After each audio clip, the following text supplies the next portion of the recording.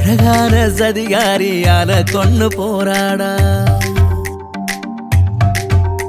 ஏபடுவாவி கொடி மேல என்ன காய போட்டாடா அள்ளித்தான் பட்டாம் பூச்சி தந்தாலே